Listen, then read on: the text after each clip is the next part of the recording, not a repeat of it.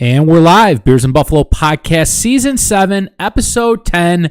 Back at it again for another week of football. Week 7 of football. Coming off another disappointing loss with the Bills. Back-to-back losses in 2 weeks here. Definitely not a cheerful episode, but we got a lot to discuss with the Bills. What went wrong, what they're going to need to fix, because this is the Bills' bye week this week. So I've got a lot to bitch about. We got a lot to bitch about. But before we bitch about the Bills, that's a lot of B's. We're going to talk. We're going to talk beer here. And Jeff, you were on beer duty this time. What did you get us here? So I got a fun can here. You know I like my cans. It's a collaboration between Thin Man Brewery and Other Half Brewing. Thin Man Brewery is brewed in Buffalo, New York. Other Half, I think, is in Buffalo and New York City. That type of they're expanded a little bit more. But it's a hazy pale ale, only 4.5% alcohol. I really only bought this for the can. And I got to redeem myself here because I'm 0 for 2 on my last 2 beers. Yeah, the can hasn't paid off the last 2. No, hopefully the can will pay off now. But I saw hazy and pale ale. I don't know if there's a difference between an India pale ale and a regular pale ale. So I didn't see. We're about to find out. When I looked it up, it said on like Untapped that it was in the pale ale category. So too good of a head. It's dripping down my side. This side is holding up. This side's dripping down a little bit, but that's a picture perfect beer right there, though. Perfect head. That is. You got it right to the top. Bump on the top there. I'll let it bleed all over the coaster, which is why we use coasters. I threw it up on the screen here. Like you said, collab beer, Thin Man Brewery, Other Half Brewing. It's Risotto Moon Rover. Risotto that Moon means. Rover. Have no idea. I like the cans on, this is more of like a Thin Man style can. Yeah. I like their can designs they have on these ones. I don't know if there's anything I'm a big can this. guy. I'll buy beers based off of how the can looks. I mean, this is a lighter one too, 4.5% alcohol. We're back to. Did we have 12-ounce cans last week? Yeah, we did. Did we? No, we had the bottles last week. That's why, because I remembered we didn't have 16s. Yeah. For the first time. Oh yeah, we did the Oktoberfest. Or no, we did the Pumpkin. The Pumpkins, the caramel ones. All right, let me smell this. Ooh, that smells good, dude. It smells very good. That smells real fruity. Yeah, it smells very good.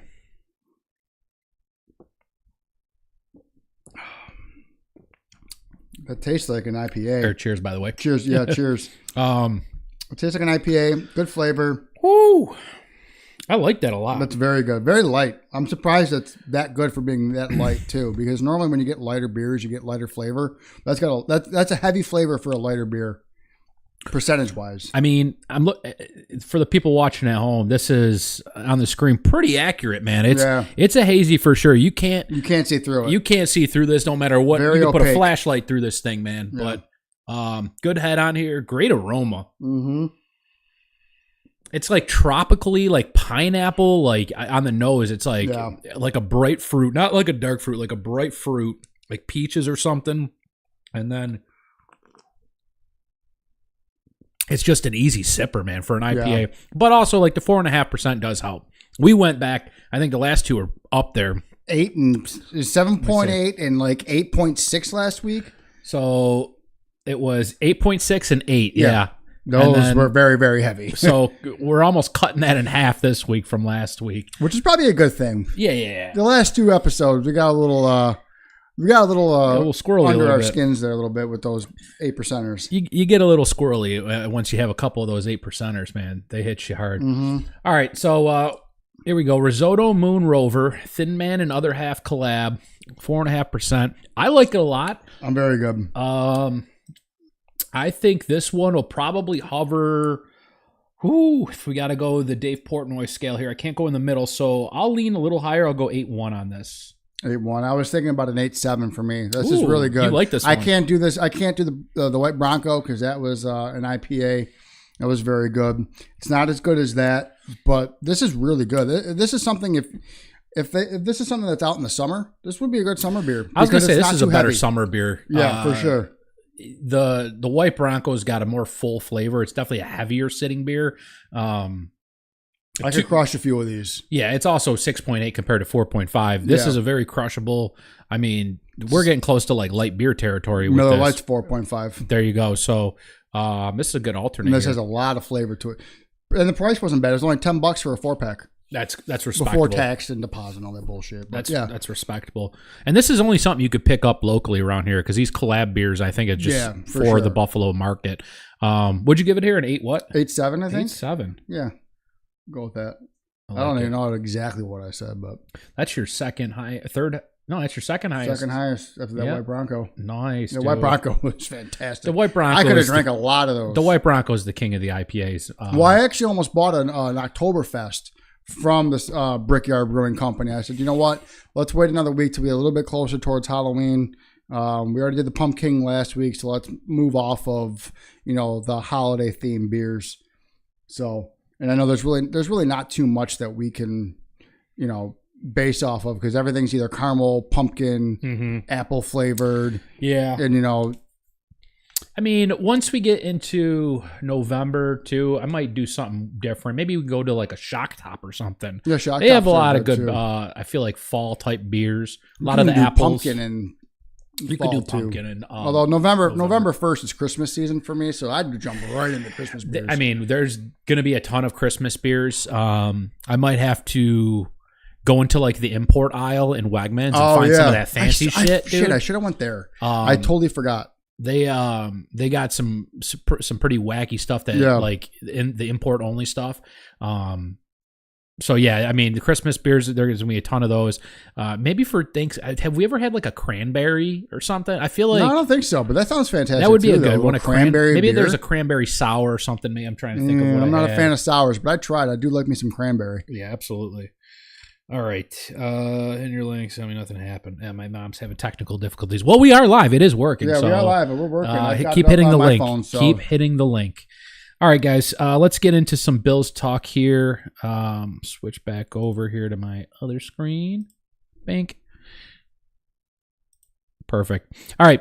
Bills, like I said, lost their second straight game of the season this past Monday night. Falcons, 14-24, a game where I thought we would rely more on the run game and less on Josh Hero ball. A game where we needed to bounce back after losing to the Patriots, which I thought was pretty embarrassing at home. White jerseys, everything sounded like it was going to line up for a win. And then it's a game where, again, our defense just was invisible. And we saw even more injuries. And I have a laundry list that we'll get to at the end of this. Falcons get the ball first, drive downfield, 3-minute drive, under 3-minute drive. Tyler Algier busts one loose for 21 yards, gets in the end zone. Bills were able to respond, 6-play drive of their own, starting things off. That 45-yard pass to Palmer, we were pumped. I'm like, all right, here we go. And then it ended with a 19-yard pass to Dawson Knox, who was filling in for the injured Dalton Kincaid on this one. And at this point, I'm thinking shootout. I'm like, here we go. Yep. This is good. This is what the Bills are going to do. They're going to go into this game. Our defense bag up, but our offense will do something. We'll be able to keep up with these guys. And I was wrong, man. I was thinking like a 35-38 game here. I would have been happier with that outcome. Yeah. Like even if the Bills lost. Even if they lost, just score points. Yeah. Atlanta takes advantage of the Bills' soft and injured defense with multiple 20-plus yard plays on almost every drive. The Bills punted 4 consecutive drives in a row before ending the first half with a JA-17 interception, heading into the locker room down 7-21. So definitely the first half was forgettable. Couldn't get anything going besides literally that first drive of the game. It's punt, punt, punt. There's some penalties thrown into there. If you remember, on the Falcons' first drive of the game, they had a potential fumble. Bijan fumbled the ball, and he was ruled down, right? There was a penalty on the Bills. Oh, there was a penalty on the Bills. That's right. And wipes that off the That board. changed the momentum just like that. And it changed the momentum, man, because we'd have excellent field position, minimum of 3 points, but I think that's something where we capitalize and probably go up 7-0, and now they have to play catch-up versus us playing catch-up the whole game, right? Yeah, it's tough. And, actually before the half, if it wasn't for Drake London getting his foot out of bounds, it was almost 28-7 going into the half. And it was just down that was 3 scores. Like literally the clock had expired. He was running towards the end zone. And I forgot who made the play to get him, pushed him out. And he just just enough. 1 foot was out of bounds, and that's all it was. So close. Yeah, and I forgot about that. That was a big play for the Bills and could have definitely swayed the game. Especially because the Bills started over with at the that ball. point. Yeah. They started with the ball in the second half. Exactly. So coming out of the locker room, Bills get the ball back. They started with the ball. I'm sorry. They're back on track. 9-play, 73-yard touchdown drive. Ray Davis, 16-yard catch. Bring them in within 1 score. So, okay, here we go again. Build some momentum up.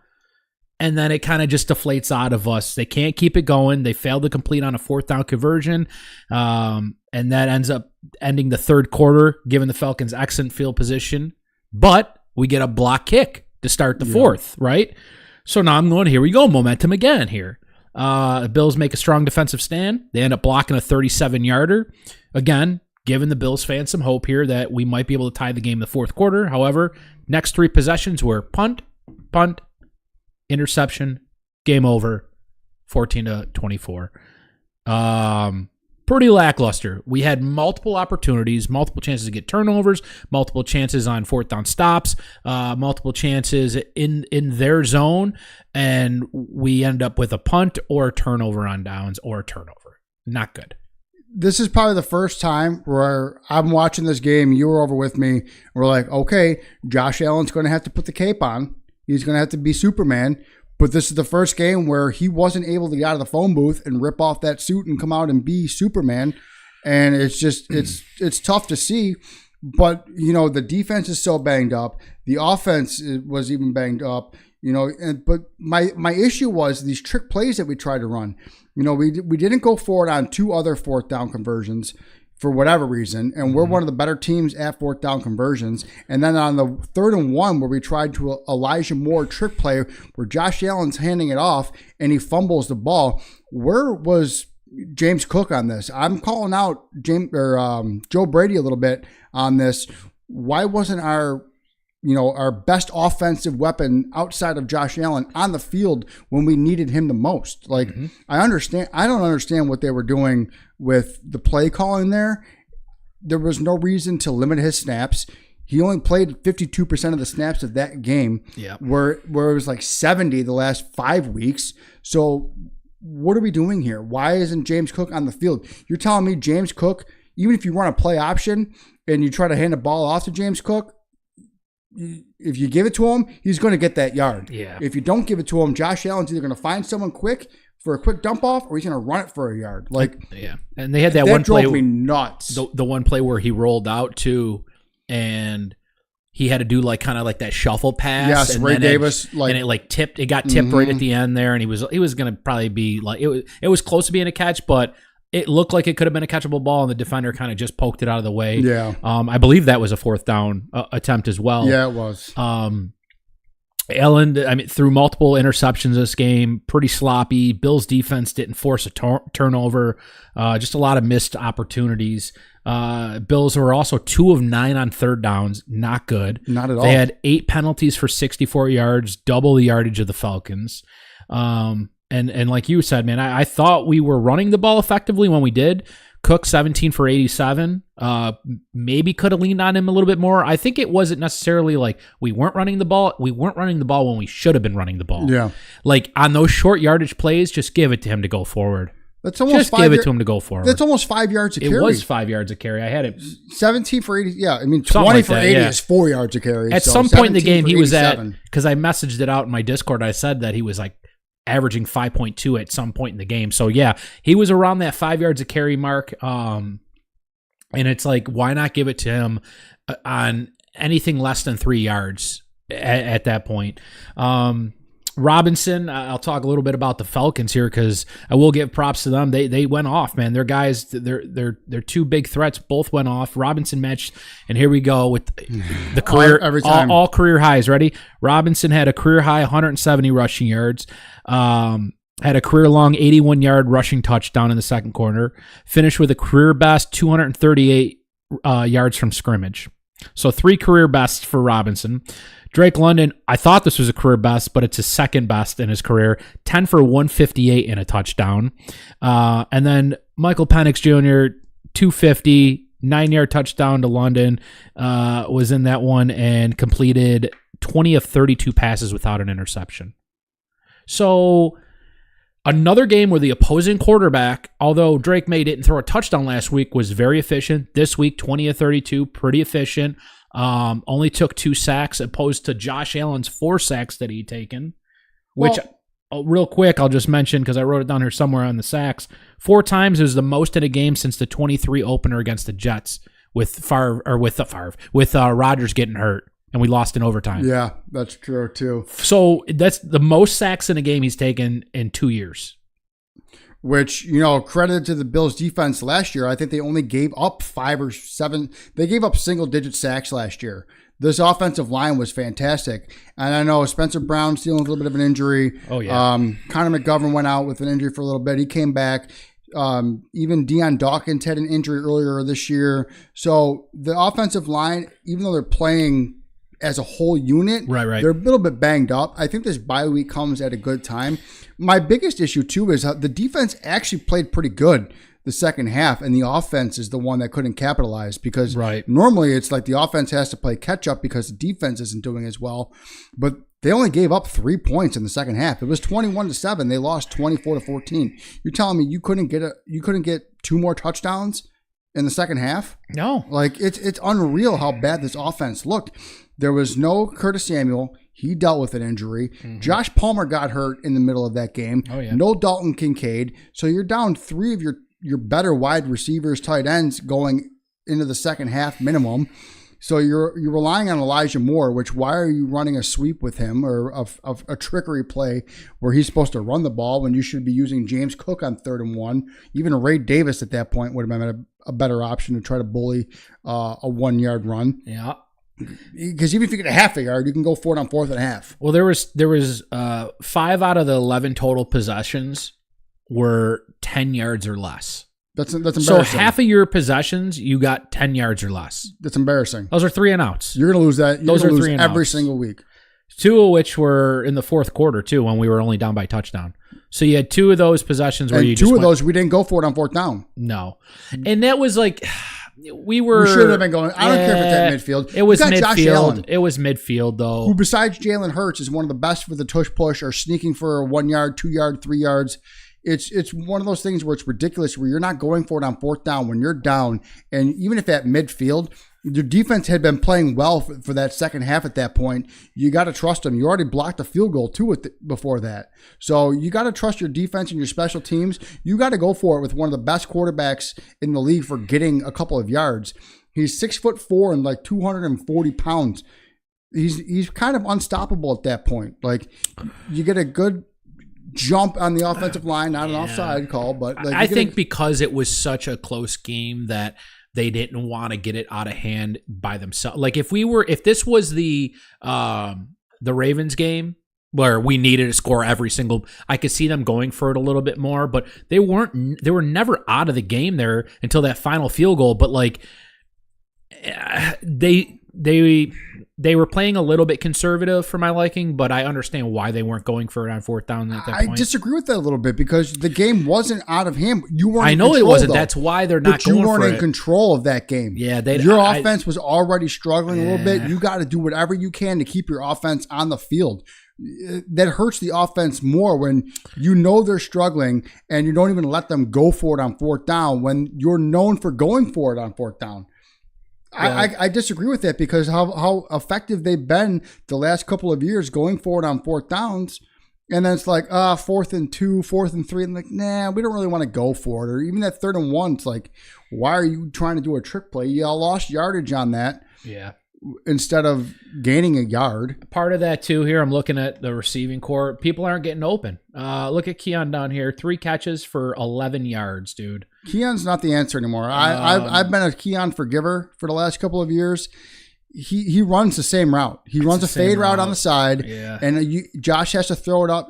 He's more of a red zone threat, but we're not in the red zone enough for him to be utilized. And when it comes to red zone threats, that game we weren't in the red zone, I don't think at all. We've got Dawson Knox and Dalton Kincaid for our red zone threats. Keon Coleman, they need to figure something out with him. And even I was surprised, like Shakir usually kind of gets open, and he only had 3 catches for 33. If it wasn't for Palmer's big catch, he would have been held to, 1 for 15. 15 yards? 1 for 15 if he didn't have that big play. But he got hurt. Knox, I'll give him catch. Like, how is so he's a starting tight end. Yeah. He had 1 catch. Yeah. Like, I don't know, man. That was a touchdown. I know, but that's what I mean. Like, I don't understand what we were doing. I don't. Also, a big part of that was Josh was blitzed 55.9% on his dropbacks, which is the highest blitz rate he's faced since week 8 of 2021. 4 years almost. I got it. At the same token, though, I got to give the Atlanta Falcons defense credit for this because they came in with a game plan to control Josh Allen, to control the run game a little bit. They didn't really control it when James Cook was out there, but that goes back to our offensive coordinator not calling more run plays for Cook and then trying to get fancy.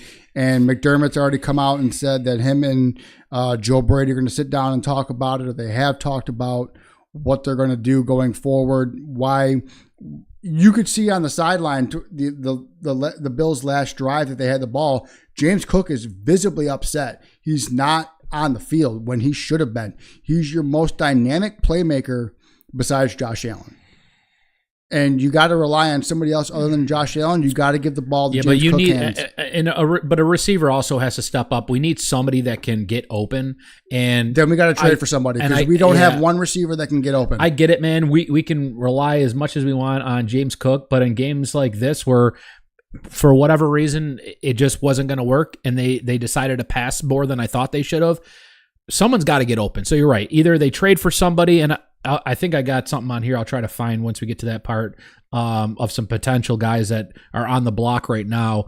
But we don't have a clear number one, and we've argued that it's okay. We don't need a clear number one.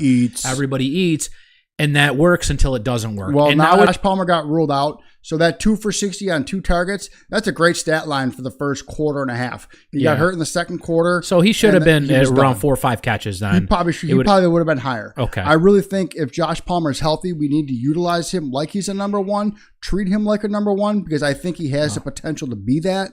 You know, he was overshadowed by Keenan Allen in Los Angeles with the Chargers, and then they had Ladd McConkey last year. He also dealt with injuries over the years with the Chargers. Oh, no. Hold on. It says we froze your YouTube, but it's not. It's open. No, it's playing. I know, but on here it says we did. Oh, Let me see. I'm live on my phone. I know, me too. That's why I'm saying it says YouTube Studio. Let me look real quick just to make sure. Sorry, guys. It'd be that way sometimes. You know? I know. Yeah, it says YouTube is not receiving video to maintain a smooth streaming. As such, let's see. Well, I just watched myself drink my beer, so it's only like about 3 or 4 second delay on this. Huh. All right. I wonder if it'll catch up then.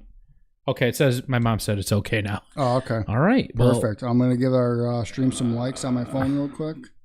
There we go. There we go. If you're watching, give us a like. Give us a like. Comment as well. We do read the comments. I do read the comments. I got it up on my phone. Jeff does have the phone up. That's how I knew we were frozen a couple weeks ago. If it wasn't for Frankie the Fish, we never would have known we were frozen. Anyways. Yeah. So, I mean, I wanted to harp on some more of these injuries too, because there was a ton. So the only week 1 starter on defense not dressed for the game, Matt Milano, pectoral.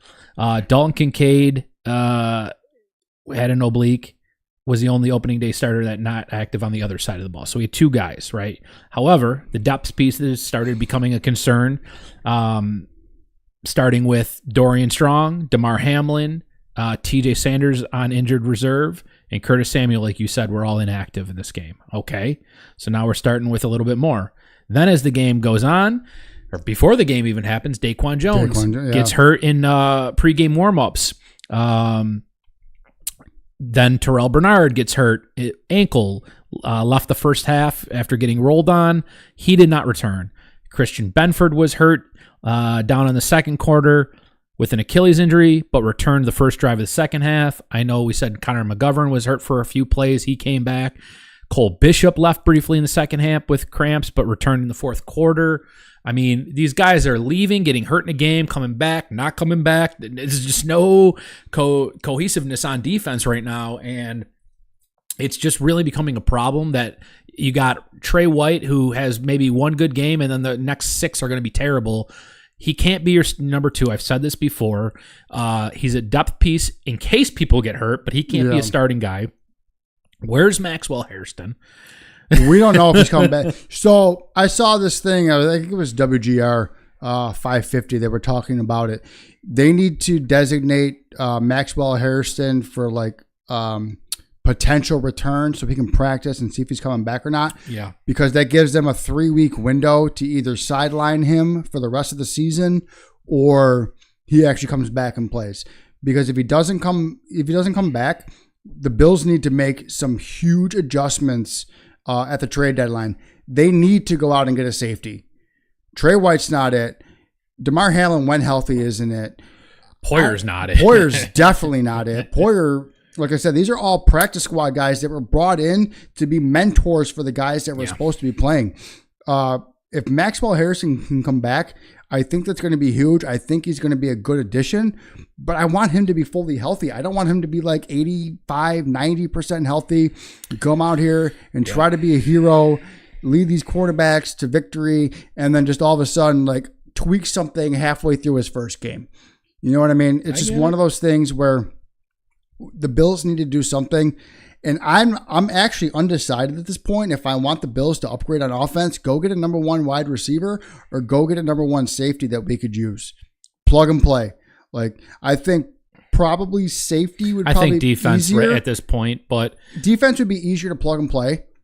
I think we can make do with Josh still on offense running the show. I agree. But the defense is so decimated right now, and you're using guys that should not be starters. I think that's the priority. If you can get another piece at receiver, see, here's the thing. I don't want to just go out and grab a guy to grab a guy. It has to be a stud. And we get it. It'll probably just be a 1-year contract, and then we'll see about re-signing him. But I don't want you to go out and get a guy that's been like a number 2 or 3 on a team. Right. And you try to make him a number 1. And you try to make him a number 1, or you like what they did. Like even Amari Cooper, though, man, when we picked it. I liked Amari Cooper. I thought he played, dude. Like he didn't play enough. He didn't play enough. I think that was part of it, just being like a mid-season trade, maybe and you know that's the other part of it. Mid-season trades here. You got to find a team that it takes a while to build that chemistry up. Yeah. You have all preseason and training camp and all that shit to do that. When you make a mid-season train, especially somebody that's not familiar with your offense, it's going to take a while for them to. They have to be involved on every play. They got to get used to the play calling. I think at this point, we're still looking at it's not like we're on the bubble of missing the postseason at this point. We've lost 2 games. Yeah, we're second in the division because of the loss to New England. Right. But the Bills are still going to be a favorite to win the division. They're still going to make the playoffs at this point. You go get somebody now. You don't wait till the trade deadline. Maybe do something during this bye week and let somebody come and get acclimated to Josh Allen and this offense, and you go find a team that should have been good, but they kind of regressed a little bit. I can't think of a team off the top of my head. There's teams that are just complete ass right now and that have to kind of just sell house, and I'm thinking of like the Titans. Chris Olave. Or the Saints, but like the Titans do not have a number 1 wide receiver. Calvin Ridley. I would take Ridley. I would take Ridley for a 1-year deal. He was the number 3 in Jacksonville, number 2 at Jacksonville. I will take Calvin Ridley with Josh Allen as a quarterback for a 1-year deal to see what he has. If we got him for the low, and we would, because he's been under performing, I think, the last 3 years. Olave is another one. His concussions worry me, but he's a stud and he's young. He's only 25. Yep. Well, I would take another trade rumor that I heard was A.J. Brown, because he's not happy with the Eagles. They don't pass enough, and he's a number 1. He's a number 1 wide receiver on any team besides a few. I think he's got the same issue as Diggs with the Divas. I was just going to say, I don't want Diggs 2.0 on this team. Here's what's going to happen. He gets traded. Josh, he'll have his first game with the Bills. He'll have 10 catches for 150 yards and 2 touchdowns. The next week he'll have 2 catches for 30 yards, and then the next week he'll start tweeting about Socrates and bullshit. So you're not wrong at that one. I could see that happening. So hold on, I was looking at a list of guys here, and you already said a couple. Chris Olave is 25 years old. Jacoby Myers is 29 years old. I would take him. That's not a bad option I either. want guys I don't want drama with. I don't want A.J. Brown because of the drama that comes with him. Even Rashid Shaheed I'd is take on him there. too. I think he's got number 1 potential. There's not too many receivers that I'm seeing on here. Those are the 3 that stuck out on this list. There's a lot of defensive pieces here too. Trey Hendrickson. I can't pay him. You can't pay him. Here's a good one. Minkah Fitzpatrick. I'd take Minkah Fitzpatrick. He's 29, so he's getting up there too. But no, he's on the Dolphins. Oh, they're not going to trade in division. They might not. They're not going to trade in division. The Browns. There's been 3 in division trades since the Super Bowl era, and they've happened both in or 2 of them have happened in the AFC East or AFC, whatever it is, between the. Bradley Chubb's on that list too. But again, still same dude. The one just happened with Joe Burrow or Joe Flacco going to the Bengals from Cleveland. That was one of the other one was Dante Culpepper, I think, from the Eagles to the Washington Redskins at the time. And I forgot the other trade. There's only been 3 in division trades in the or no, it was the Bills and the Patriots for was it Rob Johnson? Quarterback? I don't remember. Brad Johnson? Yeah, he might be right. I don't know who Rob It's Johnson. one of the Johnsons. Brad Johnson. No, it was Rob. It was Rob. Rob, Brad, Jim, Dick, Harry. Rasul Douglas. We should have brought him back. I don't know why we didn't. He played good last year. He's on the Dolphins. Again, not going to trade in division. L'Jarius Sneed on Tennessee. I would like to see him come to Buffalo. Trevon Diggs? I don't know. No. You don't want to do another Diggs? Nope, no more Diggs. Well, I'm done with the Diggs. And then Rick Woolen, he's a cornerback for the Seahawks. I think he's their number 2. Seahawks are going to trade. They're in contention for the number 1 or in contention in their division. So I don't know. Those are a couple guys that stood out. There's just not a lot of teams that have number 1 players that aren't going to make the playoffs. Where the teams are like, yeah, well, the only team that makes sense to trade is probably the Saints. Rashid Shaheed, Chris Olave. I would take either one of those. I think both of them are very good route runners. I think I still think I might die on that hill. I think Calvin Ridley would be the guy, dude. I don't know because I know wasn't nobody good in likes Jackson. him, but honestly, because I know it would be cheap. I know that he's never had a quarterback. Is he cheap? What was his last contract though? Wasn't it like we can look it up. Didn't they pay him like 3 years and like 14 or 15 million? He got paid to go to Tennessee after leaving Jacksonville. But the production's not there. And I understand he hasn't had a good quarterback. Oh yeah, he got 4 years, 92 million. That's a lot of money. But hold on, if the Titans eat it though, I'd be okay with it. Oh, that was last year too. So yeah, he got a ton to go. We don't have the cap space. Even if we do trade him and Tennessee eats this year's contract, I don't think we can keep him next year. Yeah, dude, there's no way. Unless we can get out of the Curtis Samuel contract after this year and save $8 million, because this is year 2 of 3. We only signed him for 3. If he's injury prone and we can get out after this year and save, obviously we're not going to save the full $8 million that he's owed next year, but if we could save, $5-6 million and we can go out and get somebody, it's going to be one of those things where the Bills are. I don't know what the cap space looks like going forward, but I know this year they only had enough for a vet minimum, and they signed Gabe Davis. Are you hoping for Gabe Davis to come back from injury and be our number 1? Look, also I didn't realize Calvin Ridley's 30. I didn't know he was that old. That's news to me too. I thought he was a lot younger. He must have come into the league late then. He might have been, but dude, he missed a season and a half because of the gambling thing. Oh, that's he right. He didn't even play. So he's a young 30 then. He's a young 30. He doesn't have 30. He's not a running back. We'll call him 28 and a half years old, but still, now going back to your point, Olave seems a lot more attractive. Again, the double concussions last year really fucking make me nervous, but he's definitely a baller. What's Olave's contract looking like? I think he's due for one soon. Is he still on the rookie contract? 4 year, 19 mil. That has to be, right? No. That's not the rookie contract. It's got to be something. He came in 2022 at 22 years old. Yeah. And then right here, unrestricted free agent in 2027. Yeah, he's on his rookie contract. His 5th-year contract is.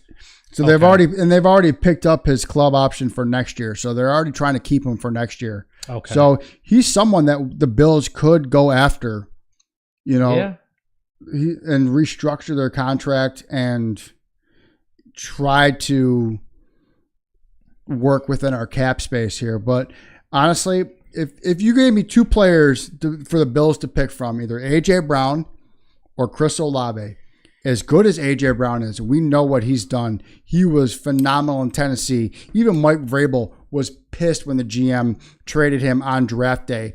And the guy that they got never lived up to expectations. I couldn't even tell you his name because I can't remember it. I would much rather have Chris Olave because I don't think he comes with the distractions that A.J. Brown has. And I don't think the Bills need another Stephon Diggs. But maybe if A.J. Brown just comes to a place where he knows he's going to get fed 7 to 12 times a game, maybe that makes him happy because Philadelphia doesn't pass much. There's been multiple games this year where Jalen Hurts doesn't even have 200 yards passing. That whole offense is in shambles. They're run first heavy. They're going through offensive coordinator issues right now. They're going to have a look in the mirror and figure some things out, and we'll see this week too. I think they're playing the Vikings, I want to say, this week. So not an easy task, but also, something is a winnable game, I think, for them. So I think they should be able to bounce back. I don't really have anything because obviously next week for the Bills, next week is their bye week. I just said they got to get healthy. We also mentioned last week, and I'll mention it again, Larry Ogunjobi, Michael Hoyt return off the PED suspension. Maybe we'll get an update on Maxwell Hairston. And then I said we need to have a long talk with Keon Coleman and find out where he went on vacation because he hasn't showed up since week 1. Yeah. I don't know if that's play calling or if that, but I saw his number got called a couple times last week and he just didn't make the catches. Yeah. There were a lot of people that said like they were down on him coming into that draft year. After we drafted him, they're like, why are we drafting him? And the people I always give people benefit of the doubt, especially year 1. Yeah.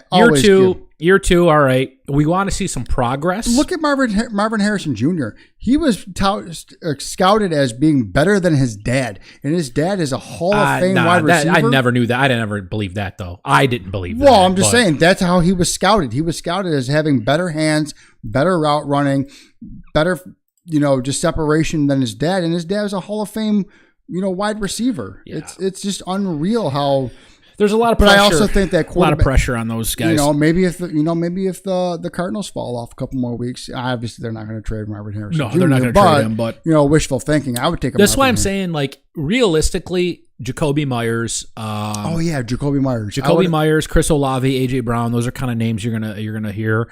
But I realistically, out of all those guys, I think they would probably end up trading for a second stringer, and I don't think that makes a difference. And I don't think they should go get a number 1. Because if you're not going to get a number 1, don't even bother trading because they're actually healthy. All our guys are healthy. There's no need to. Well, Palmer's not healthy. Kincaid's we'll see, not but healthy. I don't think those are long term. Curtis Samuel's not healthy. But I don't think those are long term things. I think that's a week to week basis. I get it. It's not like we lost a guy for 5 weeks here. I think they'll be fine with what they got and they'll make do. Maybe we can see Terrell Shavers maybe start next week. Who knows? I don't know, man. Like they got to switch something. Not next week. Sorry, 2 weeks. They got to switch something up. Kincaid will they'll look at like I said, bye week. People get healthier. If we get Kincaid back, if we get Palmer back, I think we're going to be fine offensively.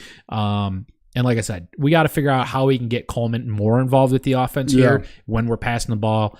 And then, like I said, go back to James Cook running, that's your game plan, run first. And then once that gets to open up the pass game, do some play actions, use Josh's legs, all the things I thought we were going to do this past week that we didn't do. I think we could start doing after the bye. Krista said she can't get into the channel. Come on, really? What do we got going on, guys? I don't know. She sent me a thing. Is it working on your phone? Oh, it's right on my phone. It just says an error occurred, playback ID. Let's see. Tap to retry. Not sure. Told her to subscribe to the channel. If she's not already, she's in trouble. Just kidding. Oh, wait. There's 2. I don't know why I got 2 here. I got 2. Oh, what are you doing over here, dude? I got 2 feeds. That's why. 2 feeds? You got 2 feeds?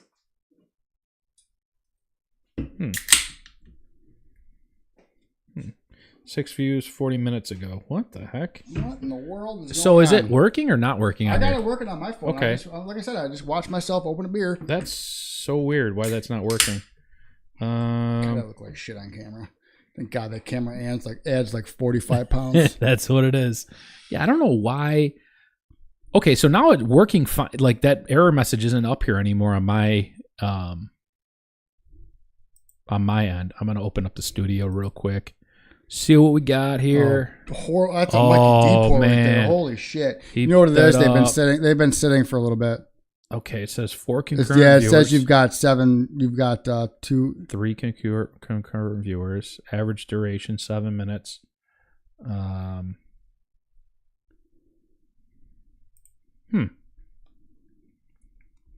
One of these days, we're going to figure this out. We're going to go live and not even give a shit about it, you know? I put a testing comment. Do you see that? Yep. Okay. I got that comment live.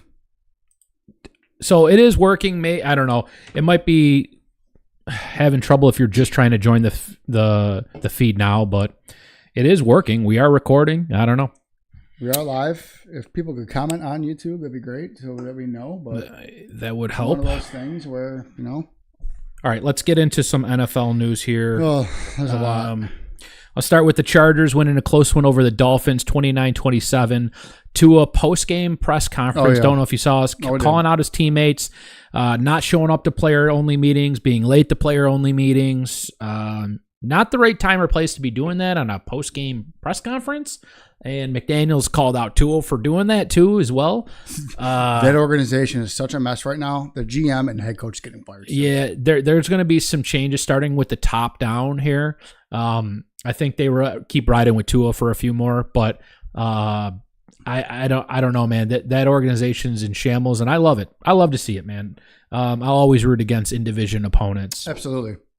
KC beating the Lions on Sunday Night Football, 30-17. Are the Chiefs back, I ask that question first, and then I followed that up with the Lions safety Brian Branch getting suspended for 1 game after throwing a punch in the post-game handshakes at Juju. And I saw some things on the Gills Arena podcast about this, and he was like, he was pissed at he took a shot to the back. The refs didn't call anything, and then he tried to dap him up after the game, and he didn't want any of that, and he just fucking swung on him. And then I think it was Skip was like, I think it was Mahomes triggered him because Mahomes went like this and he ignored them and left him hanging and he said something to him. I've seen that too. So it is what it is. I didn't know he was going to get suspended. I thought he might have just got fined for that, but they're going to suspend him a game. But back to my original question, are the Chiefs back? I mean, I'm pretty sure they are back. I think they're back at this point. They're going to get Rashee Rice back. Was it next week? Yeah. His 6-game suspension's up. So they're back. Their defense. This is the Bills, but better version right here. They don't really have any great star power on offense. I mean, Rashee Rice is probably better than any receiver we have, even maybe Worthy at this point. But I wouldn't say they really have star power on offense. They got a really good quarterback, guys that are good, okay to good on receiving, and then a really good defense. Yeah. The Bills have the same thing, but not a good defense. Yeah. And the defense can carry you through some wins here, some close games here. They can create turnovers. We talked about this with the Steelers the last couple of years when they weren't very good. TJ Watt won them games. We talked about this with the Browns the last couple of years. Myles Garrett won them some games. And you can even go with Cincinnati last year. Cincinnati might not have been as good if they didn't have the leading sack stat leader. I don't know, leading sacker. How do you leading leader? The guy leading in the league in sacks. There we go. I just had a huge brain fart. Leading. The guy leading the league in sacks. There we go. Trey Hendrickson. It's just crazy that you need one guy, maybe two guys on a defense that can absolutely like carry your team. And the Bills don't have a guy that could do that. On top of all of the injuries that we're now sustaining, I really think this bye week is coming at a perfect time. I think I figured out what happened. What'd you do? I created a duplicate again. Again? Here. Yeah. Oh, man. That's all right. It's recording. It'll save. Unfortunately, I don't know if they're in, they're in, but if not, I don't know how they can watch it then. So it'll just be Spotify and Apple. Yeah. Podcast. Well, I mean, they can watch it afterwards, but I'm saying they won't be able to click on the live link. Yeah. That's what it is. The link I sent out is invalid because that's how do you keep doing that? That's twice Dude, now. I know. You didn't do man. this at all last year. This is true. No, this is our first year with the video. That's why. Is it? I thought Yeah, we it did is. last year. No, we started before the season though. Like we did some college basketball that's stuff. Right, we did. But this is the first. It was after the Super Bowl. You're right. Damn it! But it's weird how it lets me still create a duplicate. A duplicate. I don't fucking know, man. All right. Tampa Bay beating San Fran 30-19. Both teams have an immense amount of injuries for Tampa. Oof. Their top four wideouts are hurt, including Emeka Egbuka at this point. Hasn't been an injury update. I'm going to check my phone again, though, because they said yesterday that there would have been one yesterday, and there still isn't. No, that's not good then. I'm thinking it'll be at least 3 weeks, 3 to 4 weeks. It'll probably be the typical. And then on the other side of the ball there, and I wrote it down on my key injuries, Fred Warner, broken ankle, out for season. That's tough to see, man. I hate injuries like that. He's having such a good year this year. And they already lost Bosa, so like now your top two defenders are gone. That's really troublesome for the 49ers. Despite losing 18-27, lost to the Packers, since he looked more alive on offense with Joe Flacco under center. He threw for 219 and 2 touchdowns on the road against a good defense. Jamar Chase looks relevant again in fantasy. And then I saw Tomlin's post-game interview where he was talking about the Browns trading within their division. And he's like, I don't know. I forget the Browns owner's name. He's like, I don't know what he's doing. Obviously, he knows he's smarter than me and knows something I don't know. But there's no way I think that trading a quarterback within your division to a team needing a quarterback makes any sense. No, it doesn't. So that's he's why like, I said, you were talking about players on the Dolphins getting traded. That ain't never going to happen. It doesn't happen, but look at it did happen there. Yeah, so. You're right. But the Bills are a more competent organization than the Browns, so I don't think. I mean, if you overpay for them, great. You know, teams that are going to be looking to rebuild, the Dolphins are definitely going to be rebuilding. The Dolphins owners and top organization have to be like, this isn't going to work. They already lost Tyreek Hill. Yeah. Whatever Tua's doing isn't, working. Their defense is absolutely in shambles. They had a decent defense a few years ago, and they had the best offense in the NFL 3 years ago, and that fucking imploded. But if trading in the division, the people buying probably have to give up a little bit more. And I don't know if Brandon Beane's going to be willing to do that, to go get some players off the Dolphins to try to help their team. I also don't even know if the Dolphins are even willing to listen to anything. We could offer 5 first-round picks for Jalen Waddle. They're like, nope, we're good. No, I mean, you know what I mean? They won't ever trade within the division. It's very rare. Like I said, it's only happened 3 times since the Super Bowl era.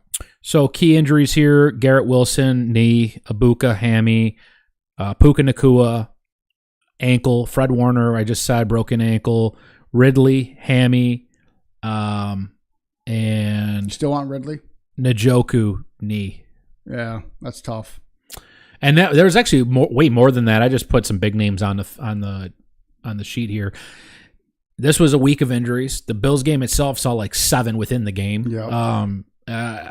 We talked about this. I think it's like we got to start moving away from turf. And every stadium needs to be grass going forward. Yeah, it's tough. A lot of this are their lower body injuries here, right? It's people getting stepped on or twisting or getting their foot caught the wrong way, and the ground not giving like it should and ripping that grass, and they're just getting twisted up. MetLife's got some of the worst turf. They've had the most ACL injuries. Probably more than any other stadium that's turf combined at this point. They've had way too many injuries on that turf. And the problem is when it comes to open air stadiums or open like stadiums, these owners want to use their stadiums for other things when it comes to, it's right there. I opened it for you. It comes to like concerts. Like Highmark Stadium has concerts in the summer. What they want to do is they want to be able to cover that turf, and that's a worse pour than mine. Thank God. No, it's not. Yes, absolutely. I didn't have that much head. Yeah, you did. Yours was down here. No, I don't think so. But anyways, these owners, they want to use their stadiums for anything, for things other than football, because it's only 9-10 weeks out of the year they actually have to give a shit about their stadium. They want to be able to cover the turf with those platforms to put chairs on and the pit on and stages on and shit. So that's been the biggest thing. I don't know how the Bills were talked into doing grass. Josh Allen must have worked. He said something. He absolutely said something. That's why I said Josh Allen must have worked a miracle with the Pagulas to be able to get grass into the new Highmark Stadium next year. I think it's a cheaper. It's very cheap. It's very upfront investment. Obviously, it's harder to maintain real grass, but I think it's cheaper upfront anyways. And in the long run, if it's going to save your players from potential injuries, it's going to save you money. So they're worried about saving cost for when it comes to having concerts and other bullshit in there. You're going to save money when your top players are saving you money by being able to play and help you win games. Because you're gonna make more money if you're a relevant team, and you can make more money off of jersey sales, ticket sales, any other type of merchandise, just being in the stadium itself. So they got to weigh the pros and the cons to having grass, but I think grass is much better to be on. You grew up playing on grass. Nobody fucking played on turf until you got to college or pro level anyway. Right. You know what I mean? It's just one of those things where the owners really should look into going back to grass or just being grass in general. Especially any new stadiums that get built from here on out. And the Bills figured it out because they're building a new stadium and they have heaters underneath the grass. So that's also going to help with like thawing and all that bullshit and not having to shovel off fucking snow in the middle of games anymore. Hell yeah. Unless you're in a blizzard. Which it'll happen. We're gonna get dumped on, but it'll help for most of it when it's a light snow or something like that. You don't have to worry about clearing the lines or anything, right. So that will help. The last little tidbit I had was Zadarius Smith from the Eagles retires after 11 seasons. Long time Green Bay Packer, and he was on the Eagles. He bounced around. I think he was on. I think he was in the Vikings first, then Packers. One of those two teams. Then he was on the Eagles, but. 11 seasons, called it quits. That's good. That's a good career. I think if you go double digits. Well, if you didn't retire at halftime of a game, like a former Bills player did. Well, I think that's. It was hot that day. I remember. It was like the first game of the season. Baking in the sun. I know. Yeah. All right, let's get into the pick'ems here. First, let me recap and switch over my screen here. We did much better than last week. We did do much better last 2 weeks week. ago. Let's go. Where's my screen at? Capture screen. Okay, so I went 10-6. You went 9-7. We both got our bonus bet right here. I had Saquon under 86.5 rushing. You had Scadaboo over 49.5 rushing. I could have went 70 if you would have hit that. I mean, yeah, you were on pace at halftime to get that, I think, right? Well, he had a big run in like the third or fourth quarter that pushed him over 70. But it could have went with under, like 80. I could have went under 60. So, but we were both nervous because Saquon, first two runs of the game, hit 30 yards. I'm like, I saw that. I was like, well, that bet lost. And then I'm watching the Eagles fuck it up like they normally do and just go, okay, he got 30 yards and 2 runs. We're not going to go back to him again. Yeah. So, and that's what I banked on. I banked on the Eagles being retarded like they were the last 4 or 5 weeks here and doing Eagles things. So it paid off. It paid off for this week. All right. So let's get into week 7 here. We're going to start things off with the Thursday night game tomorrow night. Pittsburgh at Cincinnati, 8:15 Eastern Standard Time. This was a tough game, just divisional game. I mean, obviously Pittsburgh on paper, were they 5-1? I think 4-1, 5-1. I think 4-2. Fuck, I don't have the records up on this one. That's all right. Yeah, I mean, Cincy, They're getting better. I don't know, man. I still can't trust them. I can't trust them. If we're going straight up here, spread Even is with Joe Burrow, 4.5. I don't know if I trust that. Spread's only 4.5 too, dude. Yeah, but that's four. Pittsburgh's favorite of 4.5 on the road in a divisional game. That's huge. It is pretty big. That's a big spread. It's a big spread. So that's like a 7 away game. That'd be like a 7.5 on the other way around. So you're right. I'm taking Pittsburgh in this one. I think Cincinnati is getting better. I think once Joe Flacco gets better, situated with this team, it's hard to come into this team into a new. I still think he's going to retire. He might retire at the end of the season, or he might retire. No, I think he retires mid-season, dude. I think he's gonna get hit one time. He's gonna get hit one time and get fucking knocked out, and he's gonna be I'm too old for this shit. Well, that's why Joe Burrow might retire next year too. He might pull an Andrew Luck. Oh Jesus! If he comes, I'm not drafting Joe Burrow. No, next year at your house, we might be mid-draft again. I will never forget that fantasy draft. It was at night. I can visually see it in my backyard, in my driveway. Yeah. We're drafting, and then all of a sudden, you drafted Andrew Luck in like the 6th round, and like 2 or 3 rounds later, everybody's phone's blowing up because everybody's tweeting or reporting about Andrew Luck retiring in the middle or at the end of a preseason game. Yeah, dude. And we all just looked at you like, well, sucks to suck. You can't give that draft pick back. Yeah, that one hurt. Moving on to the Sunday games. We're starting off early again in London. Last one. Thank God. In London. Well, last one in London. I like watching the games that early. I love the 9:30 but I games. don't like the travel that's involved for these teams. It's typically unfair for at least one of the teams. In this case, LA, the trip they got Jesus Christ, right? All right, I'm going to take this is a tough one going. Oh, man, they got a far trip too. That's a long fucking flight. The London Jaguars, as a lot of people call them. They beat the Bills last time they were in London 2 years ago. I know. Actually, I don't even remember if Jacksonville played there last year or not. They play every year, so I think they did. They did play last year. Dude, you're going Jacksonville? I'm going Jacksonville. Dude, I kind of have to at this point, just because the Rams are traveling triple the distance as, I'm going to follow you on that one. Also, Nakua probably isn't playing. Yeah, he's probably going to be a game time decision that early of a game. Well, I don't know how the time zones They're already there. Work. Well, they're not there yet, are they? I think they go Thursday or Friday, so it might be tomorrow. Okay. If you're listening on a Wednesday, they might be there on a Thursday. Okay. So, yeah, if he doesn't play, definitely Jacksonville. If he plays, it'll be closer, but you're right. I think the travel isn't going to be good for that team. New Orleans at Chicago, starting off the 1:00 games. Give me Chicago at home, coming off a big win on the road against I got to go Commanders. Chicago as well on this one. I'm just not seeing enough out of New Orleans or anything. Like I said, I think they're about to tank and start. They're like 1 or 2 games out of playoff contention already. With how well the Bucs are playing. Carolina's better than them already. Atlanta's better than them already. New Orleans has 1 win. They're 2 losses away from already being out of contention. You're done. Yeah, you're done. And they're going to be rebuilding at that point because they might have a worse salary cap than the Bills.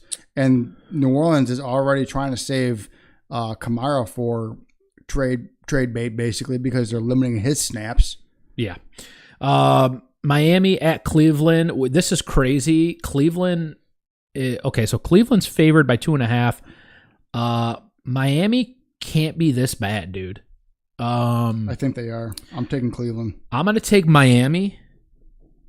No, I can't. I can't. If Miami was home, I'd take Miami to get that win. But I'm taking Cleveland. I'm taking Cleveland. You're right. The defense is just far better, too. They have a crazy good defense. And they beat Green Bay at home.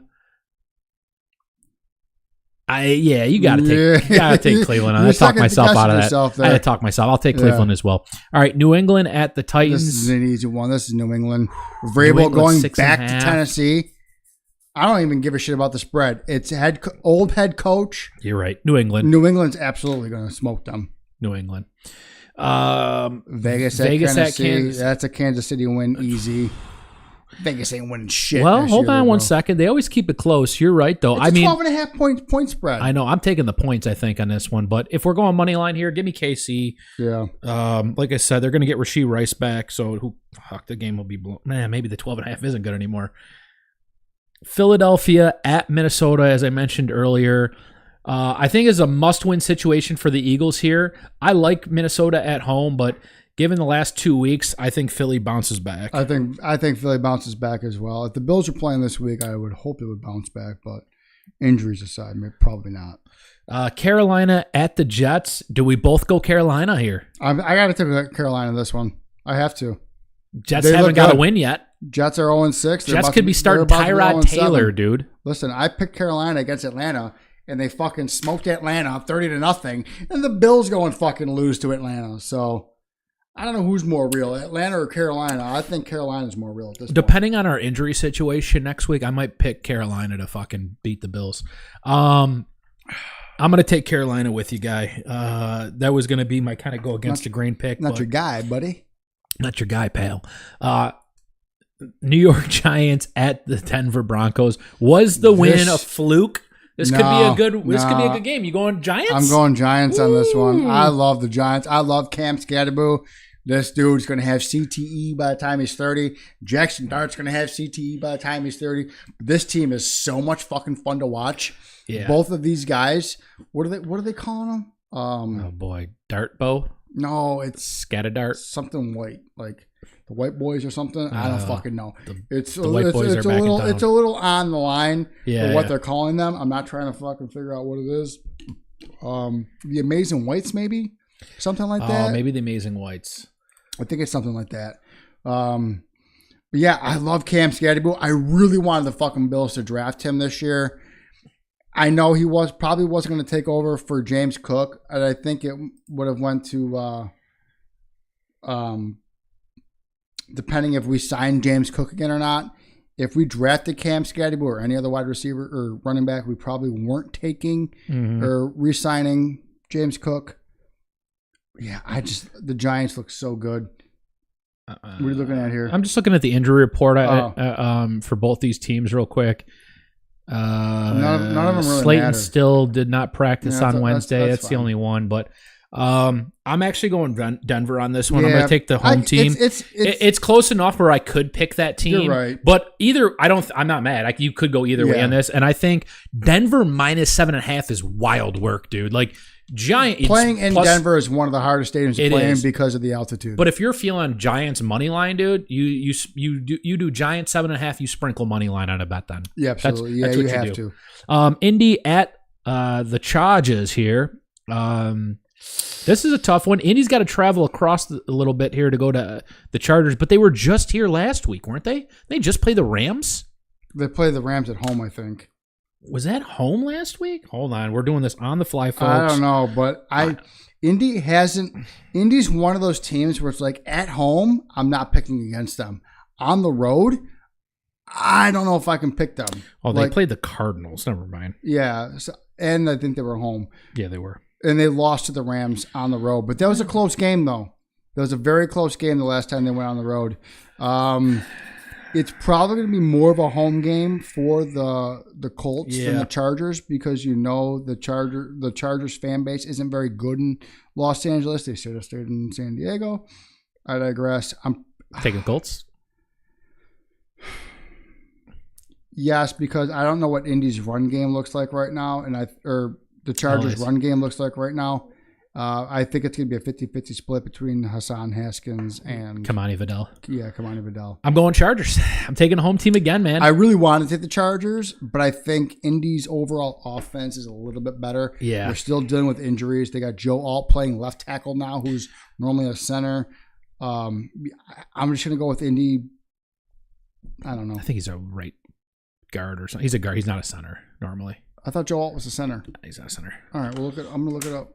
I'll look it up real quick. Joe Alt. You start talking about the next game, Washington at Dallas. I'll look up Joe Alt. Okay, Washington at Dallas. Divisional game. Shootout of a game. Under-over on this is 55 points.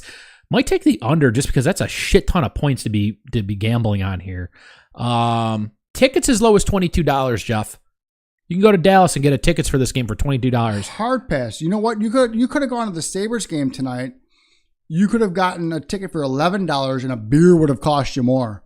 You could get that Tage Thompson 2-foot chicken parm sandwich, $48. Yeah, I don't think we're gonna. No, do I that. can make my own 6-foot chicken parm sandwich go to a steakhouse for $48. Just go to a steakhouse. Joe Alt is listed at what? Left tackle. Told you. No, you said guard. Whatever. He's playing what he should be playing then. He's not primarily a center. A left tackle. Oh, I thought. No, he's not a center. I thought he was a center. No, he's not a center. Right, he's just a big ass dude, though. He's a big ass dude. I don't know why I thought he was a center. But anyways, we're going to Washington, Dallas. I didn't pick yet. I'll go first because I'm anxious about this game. Taking the under if we're doing that, and I'm also going to take Dallas at home, dude. Give me the Dallas. Give me the boys, dude. Give me the boys. I'm riding with the home team. I'm going to pick against you. I think Washington comes They're favored. With this one. They're favored. I'm hoping Terry McLaurin comes back. I don't have him in fantasy, so I'm not rooting for fantasy. I do. But Terry McLaurin, if Terry McLaurin plays, he's a huge bonus for Jaden Daniels. Yeah. So he's the reason Jaden Daniels went on that impressive run last year. If Terry McLaurin plays, I think Washington wins this game. Terry McLaurin doesn't play, I could see Dallas winning.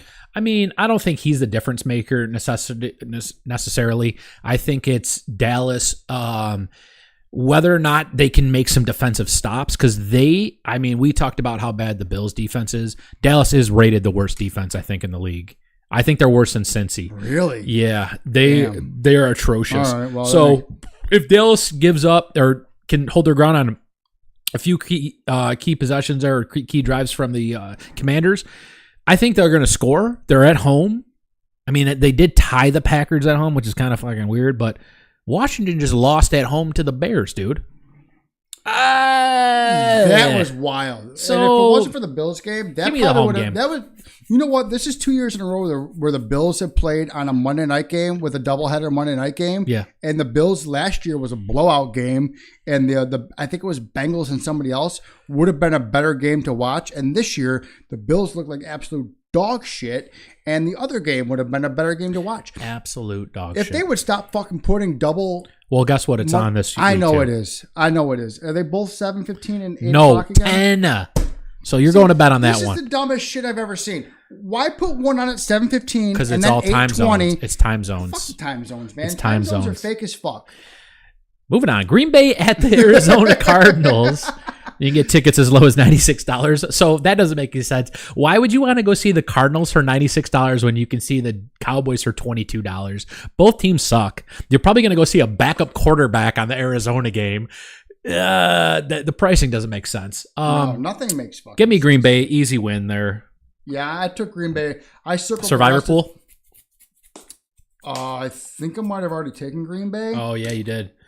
I'm not 100% positive, but I gotta double check because we're less than 300 people in a $27,000 prize pool, winner take all, and I'm one of the less than 300.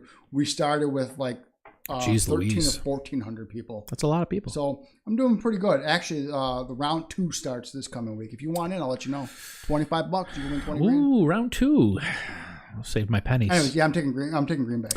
All right, Sunday night game. Atlanta on another primetime here on the road. San Fran. Okay, look it. Not even because I don't like the Falcons for beating the Bills. I'm taking San Fran because they're finding ways to win with a banged up roster. Right. They're home. Atlanta's got to travel across the country. The time zones are real, and it will fuck up the Falcons on this one. Now, realistically, if Atlanta plays like they did against the Bills, they're winning the game. I don't think they're going to do it 2 weeks in a row. They fucking got blanked by the Panthers. I don't care. I think that was like a one-off. Dude, they're not. Nobody's going to get. The Bills losing to the Falcons is more of a one-off than the Panthers. No, I wouldn't say that. I think getting blanked. I think any team getting blanked now is a one-off. You never see shutouts, dude. You never see shutouts anymore. That's fair. So I will say that was a one-off. Even if they won like 30-3, I still think that's a one-off. Like, I think Atlanta's better than that loss to the Carolina. I think that's an outlier game.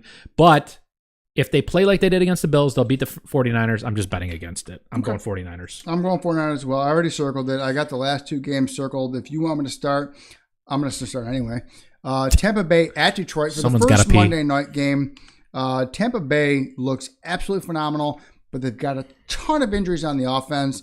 But again, just like the 49ers. This is game of the week right here. Absolutely game of the week. Again, like the 49ers, Tampa Bay finds ways to win. Was it Tez Johnson last week? There's two Johnsons. I don't even know There's anymore. Tez Johnson and Cam Johnson. One of the Johnsons went off last week. They both had touchdowns. I'm taking Tampa Bay in this one. Now, I wanted to take Tampa as well. Look at the line here. Detroit minus 5.5. You can get Tampa with plus 5.5, almost 6 points on this. That's pretty crazy to me. I thought it would be more of a wash just because of how well Tampa's been playing. But 4-1 or 5-1? They are taking into consideration the injuries here. And I know Ibuka now being out, that's kind of like potentially being out. I'm pretty sure he's going to be out. I didn't check. That's kind of like the last straw now. Like, if Bucky Irving is still out as well, like, dude, you're right. literally down to like nobody. You have all backups except for Baker. But they're winning games still. So I'm going to take Detroit at home. This is another home game one for me where Detroit coming off a loss to the Chiefs, I think they go home and they whoop ass. Dan Campbell will get them into shape. Tampa can afford to lose a game. Detroit can't afford to lose a game. That's the way I look at it. At this point, Tampa at 5-1, they'll still fucking win their division. Detroit, they need to win this game more, so I'll go Detroit. And then rounding things off here, like I just said, the 10 p.m. Eastern Standard second Monday night game. Thank God is this over after this week or no? I don't know. This should be the last one. I hope it is, dude. I can't deal with these because they either start them at 7 and 8 or they start them at 7 and 10. But no, they can't do 10 is actually better than 7 and 8 because you can watch. You could potentially watch both, but you're not going to watch both. My schedule didn't fucking make me work. Well, not me, I'm the one that controls my schedule. But if I didn't work, regardless, though, I would rather do 5 and 7, 5 and 8. Do 5 and 8. Do 5 and 8. I don't give a shit about the West Coast, dude. Guess what? They can put the game on at what would it be 2 p.m. at their time. Cool, dude. Who cares? Yeah, they're not going to watch. They're not watching the Bills anyways over there. I digress. Houston at Seattle. Got to go Seahawks. Yep. Easy money, dude. Yep. They are 3.5 point spread winners on this one. Speaking of spread, speaking of points, speaking of bets, let's get into our picks for the Thursday night game here. Like I said, what are we? 8-2, 10-2 on the season? We're 10-2. 10-2 on the season. We've either won both bets or we've lost both bets, and we've only lost both bets once. So we're on week 7. So we're 10-2 with 12 bets so far through 6 weeks, going into week 7 here. Well, we both picked the same player with different bets. This is a very odd game to pick. Yeah, it was kind of hard to pick. I called this the Icy Hot Bowl. I can't take credit for it, but this is the Icy Hot Bowl because one quarterback is 41 years old. The other one is 40 years old. Both these guys are going to need Icy Hot probably after the first drive. So both of these guys are old. Iron Man. As in football terms, they're old. But, I'm going with Jamar Chase over 73.5 receiving yards. I think Joe Flacco has benefited him between all of the receivers. I like it. And then you can go ahead with your pick. I'm going to take only the second time we've taken a touchdown score since week 1 here. I'm going to go with Jamar. Anytime touchdown in this one. I contemplated multiple props on this one. I like the pass attempts for Flacco. I like I even like the completions. I like the interceptions for the quarterbacks, just kind of throwing out some random ones that I normally don't do. I like Chase Brown. Honestly, I liked his yards at 17. That's tough for me. Realistically, he should easily get that, but the way they've been underutilizing him, I could see the underhitting, but that literally is 2 catches. So I can bank on them getting 2 catches. That's probably the safer bet is Chase Brown over his receptions or receiving yards. However, we're going to fly with it. We're going to do a little plus money on this because there's not many plus money bets we make. We're going to do Jamar Chase anytime touchdown. He'll probably get it in the second quarter. You heard it here. Okay. Listen, I got Jamar Chase in 3 fucking leagues. None of the ones that you'll take it. None of the ones that actually count for money because I don't have them. Oh no, I do have them in my work league. That's my other one. But yeah, I'll take a Jamar Chase touchdown. Absolutely, guys. Unless I'm playing against him. Well, this week we won't drop a bottle on the ground as we're doing our outro here. Maybe we will. I don't know. Maybe. There's no Maybe bottles on the ground next to me this time. Jeff, where can they find us on social media? They can find us on Facebook at Beers and Buffalo Podcast. They can find us on Instagram at Beers and Buffalo Podcast. They can find us on YouTube, which if you actually got to the stream tonight, thank you for watching. Thank you for sticking around. You can find us on Beers and Buffalo Pod on YouTube. We appreciate everybody that listens, likes, subscribes, follows us, rings the bell, whatever the hell you want to call it on any of the social media platforms. Thank you for just letting us into your lives and letting us. Dude, now you're getting weird. Let two idiots talk about fucking the Bills and the NFL. Because we're definitely not talking about the Sabres at this point, who. We will mention some Sabre talk a little bit later in the season when they get their first win in 2 months. But until then. I was talking with somebody at work today real quick. Yeah. At least we'll get the 0-13 out of the way now in the beginning of the season. Get rid of it now. When did the Bandits start? Hopefully soon. And there we go. We'll talk about some winning sports teams in the Buffalo area outside of the Bills. All right, guys. With that being said, I'm Mikey D. I'm Jeff. We out. Go Bills.